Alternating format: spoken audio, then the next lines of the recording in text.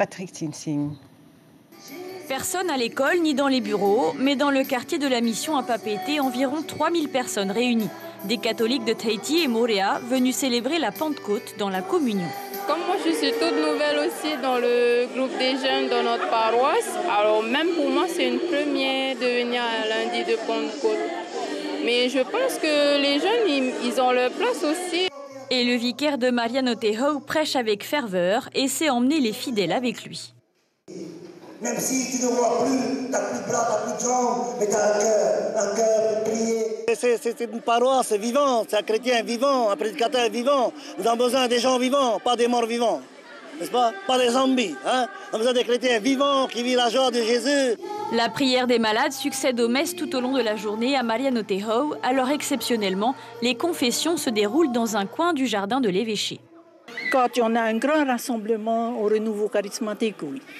C'est souvent. Est-ce que c'est gênant de se confesser dans le jardin? Non, c'est pas gênant, pas du tout. Les lundis de Pentecôte, c'est aussi l'occasion pour les groupes du renouveau charismatique de se réunir. Créés en Polynésie il y a 40 ans, ces groupes vivent leur foi intensément, parfois de façon dogmatique. Et si le renouveau charismatique a pu être pointé du doigt par le passé pour certains dérapages, aujourd'hui l'heure est à la fête et à une nouvelle page qui s'écrit. C'est tous les jours, ma prière quotidienne, je loue le Seigneur, j'ai ma guitare donc tous les jours. Et quand je fais ma prière, je commence par le louer d'abord.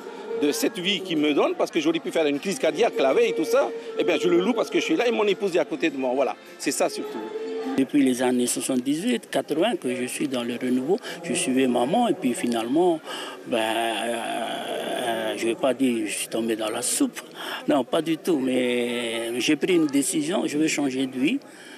J'ai été me former, je suis devenu diacre. Pas de crise de la foi chez les catholiques polynésiens et encore moins aujourd'hui où les groupes de prière se multiplient, comme le renouveau charismatique ou encore le rosaire vivant.